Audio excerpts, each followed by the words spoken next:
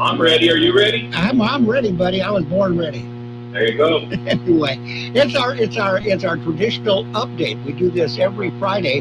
Have been doing it for several months now. It's the update on the COVID-19. We have County CEO Tony Rouhotas on the line, and Tony has a couple of guests with him, Maria Wyatt and Scott Dudley. Are they there? Are they with you? They are, and I also have Gale sitting over here in the corner, making sure we don't say anything wrong. Gale. Haven't talked to him in a long time. I hopefully we'll talk to him more often. There you go. Yeah. Now that he has the due position. Anyway, Tony, COVID-19, the things are looking good? Things are looking a heck of a lot better. Our numbers are down, trending in a positive way. Our vaccinations are still climbing. They're a little bit stagnant, but we definitely pushing out a lot of messaging and trying to find some of the nooks and crannies and see why people are not coming out, whether they need more education, they just need more time. We're offering the different variations of doses of the vaccine. Because I know some people may be leaning towards Pfizer or J&J and Moderna. So all three are still available now that J&J is back out there. You see a lot of offering to 16 to 18 age gap, which was an age gap that we want to catch because you can see some of the trending throughout the nation and some of our younger generations are being impacted by COVID. And now you see a lot of testing where they're now looking at the age gap between 12 and 16. So there's a lot of stuff going on. We're definitely looking around, trying to make it available as much as possible. New messaging strategies are already created and coming out into the community just to let the people know. I mean, we have over 100,000 vaccines distributed so far. So, I mean, that's a good foothold in the county to show that we're making strong efforts and people are seeing it's safe, but we just need to continue that trend. Ideally, we'd like 100% vaccinations, but everything is not ideal. Is there a target that you'd like to hit on the vaccinations? I'm 100%er like you. I'd really like to see 100%, but I'm also someone that's realistic. And I know that, around nationwide, I think that you're starting to see about 60 to 70%. I'd really like to be up in the upper tier of the 70s. I think that's a realistic target, but we should always be aiming for 100. Oh, yeah. Well, you got to push for 100%, but I'm just wondering if there's something that we would settle for. Hey, I'm like you. We only settle for greatness, right? You're not like me then. So we are at what is the population of Imperial County? Do you know right off the top of your head? We hover at 188 to 190,000. So we are into that 60 percentile right now, aren't we? Well, if you look at it, you also have to take into consideration what's the population of 16 and under that aren't able to receive the vaccine. You have to figure that in. New stats are coming out. I would encourage everybody to look at the vaccine dashboard. For the last year, we've had a dashboard on our public health website that talks about the COVID trends, the positivity rate, hospitalization rate, but now we also have a dashboard that shows the vaccination trend. Yeah, I steal information from that all the time. So that's the best resource. There's a whole team of people that are smarter than you and I put together on a daily basis. That's not hard. Make it look pretty with charts and try to make it easy for everybody to understand. Okay, so the main thing is we're headed in the right direction. Now we've got to keep this trend moving. Any idea? We want to keep eating at our favorite restaurants. We want to keep going to the movies. Just the things that we love to do for so long. We have them back now. We're at percentages of occupancy in those locations, but we're definitely heading in the right direction. We want to maintain and stay there and keep progressing to the next tier. Okay, there is one issue, and this brings up Maria and Scott. The stress factor from the pandemic. Now, coming out of the pandemic could be just as much as of a stress factor, couldn't it? It certainly could, George. It is May is Mental Health Awareness Month, And we've just spent a year in how to manage our mental health during a pandemic. And now we're going to spend some time on what did we learn about ourselves and our health during the pandemic, and how do we transition this into emerging out back into a more normalized pre-pandemic existence. And yeah, we've seen some anxiety related to that now.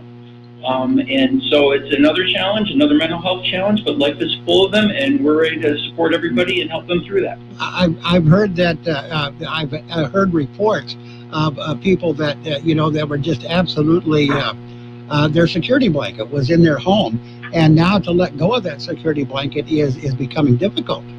Yes, just to let you know, just to let the public know, usually there's, in a given year, there's 1 in 5 Americans experience a mental health issue. That was pre-pandemic. We don't have the statistics, but people are saying that it's now 1 in 3. So, that increases a lot of need out there.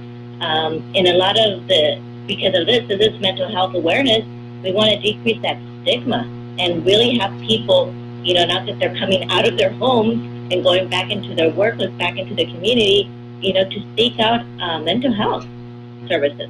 Exactly, and realize that there's nothing wrong with that. You're part of the crowd. If you have an issue, a lot of us have issues today that we don't like to discuss, but it's a reality. Yeah. And and for this, we thank you for inviting us, for us to spread the word. If people out there are listening to this right now, they can just call our behavioral health. It's 442-265-1522, and and ask for an appointment. We have services for children as well as from 0 all the way to 18, 17. Adults, youth and young adults, adult seniors, older. Yeah, older adults. Older adults. Leave me out there. Yeah. So we have services all around for everyone. Is there any way to that you guys will be spreading, presentations, maybe virtual presentations on how it's not that unusual to have a mental health problem? Yeah, certainly. The one big semi-public event we're doing is we're actually going to do a hands-free, low-touch distance drive-through on Wednesday, May 26th from 9 to 11 o'clock in the morning at 202 3-story brown building on Main Street, the main mental health office. And we encourage the public. My supervisor and I have a bet running. We've got 200 goodie bags, and my bet is that she's going to need more goodie bags. So I want everybody listening to make sure and hit that drive-through. It's the main mental health building on Wednesday, May 26th from 9 to 11 in the morning. And we'll have a goodie bag full of mental health ideas and mental health promotions and all sorts of stuff. Meanwhile, everybody should wear lime green this month. And if you're connected to any school, most schools are having a pretty rich selection of events throughout the month to support mental health, because that's the place that we've really discovered that the schools can take leadership in this. And so the peer groups and the students and the faculty in schools have done a lot of stuff for mental health this year, and it's looking really good. So it's going to be a busy month. And for those who don't have the elderly people, our age range, you got an informational booth at the mall. Yeah. We are in the process of getting an informational booth at the mall, and I'm sweet talking Maria into doing a live Let's Talk About It broadcast from the mall. So stay tuned for that. We should have a kiosk up pretty soon now. Yeah, and then for people that are still listening to the radio show, we have our weekly radio shows, in English and in Spanish. I was going to bring that up. We had 2 celebrities on the radio this morning, the moderators of Let's Talk About It, and you will be discussing. I'm sure this topic will be top on your agenda. Absolutely. This weekend on KXO, the broadcast will include the 2019 IBC World Mental Health May's Mental Health Celebration, which was a really good radio show. So 7 o'clock in the morning on the station you're listening to right now on Sunday. There you go. And this is KXO, by the way. Hey, George, Tony, I think it's also important to point something out. This team's done something really awesome, too, because during this whole pandemic, there's a lot of groups, whether it's the children, the adults having to stay home to care for the children, the elderly not able to get out and visit. But one of the big groups also is our first responders and our nursing that have taken a huge impact, just due to the constant, responses and caring during this COVID thing, and changed the whole dynamic. And they've made programs available for that group, and I truly appreciate that. That was going to be my next question. Those people have got to be stressed out, and a lot of them are holding it in, but it's got to come out sometime. And you want to talk, you mentioned stigma was mentioned earlier, and that was something that was never talked about at the firehouse, or something that was never talked about after a critical incident. And that's been evolving over the last few years. And to have team members like this making those resources available, and it's something that they've talked about countlessly during our emergency operations briefings and putting it out to our county employees. So I truly appreciate that, because it's a great asset to the county, and I'm just, anybody listening out there that needs those type of services, I truly recommend that you reach out, because that's nothing you want to hold in over time. No, and it will release eventually. You might as well get it out now in a controlled environment, and not go through that all by yourself. Absolutely. Let me just repeat the number for behavioral health in case anybody wants to get services or they have any questions. That's 442-265-1522. And once again, before we let you go, Scott, you might want to go over that drive-through event again.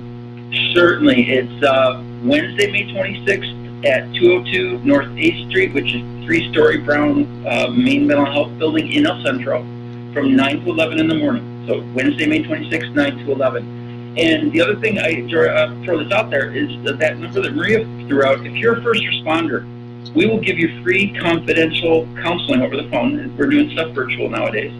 And so no worries, no fears, no obligations, and lots of confidentiality. So for first responders, it is available and there for you. And it doesn't have to be crisis for you to reach out. You can reach out just under the normal kind of stresses that you guys just take on and deal with. You don't have to all the time. So we really encourage that. So it's good to know there is help there. Somebody that can bring you through professionally. Yes. From what has got to have been for them people, for first responders, it's just incredible. Can't even imagine the stress they must be under. It has been a year. And you guys counseling each other? Yes. Oh yes. We're going to be starting actually support groups for our own clinical staff because they've also gone through. Mental health workers, clinicians, rehab techs, nurses, our doctors. They're also parents, and so they've had to also deal with the schooling and everything that the pandemic has brought onto us. Okay, mental health awareness is an annual event. This year, it is a very special annual event, all across the nation, right? Absolutely. May is Mental Health Awareness Month, and thank you for helping us celebrate that.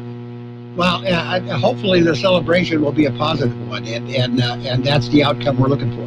Yes. Okay, guys, thank you very much. Tony, always a pleasure to talk to you. And talking to you, buddy. It's been a long time. It has, but this is Mr. Buckley's show, so we can't do Well, I'm glad you guys Carol the day off so we can enjoy your company today. I think he's out at Heber Beach doing some surfing. I don't know what he's up to. Anyway, he'll be back next Friday, however, and take over. Scott and Maria, always a pleasure. I haven't talked to you guys in a while. Scott, I talked to you the other day. Yes. The last time I did this, but Maria, always a pleasure. Thank you. Yes, same here. Yeah, great to hear from you. It's great to hear from you guys, and it's great to hear what you guys are offering. It's fantastic news. So this is a very important show that we're doing, and I'm sure your Talk of the Town or the Let's Talk About It. It used to be Talk of the Town, wasn't it? That was years ago. Years ago. I'm showing how old I am. Anyway, let's talk about it on the weekends, the Sunday morning on the AM and the FM. And all of this that we just talked about will be covered. Yeah. Yes, sir. All right, guys. Good luck, and let's cross our fingers that our trend keeps dipping. Thanks, buddy. Yes. Thank you very much. Bye-bye. Bye-bye. That's Scott, Dudley, Maria, Wyatt, and Tony Rouhotas, County CEO, on our little report, the COVID-19. Looking good so far.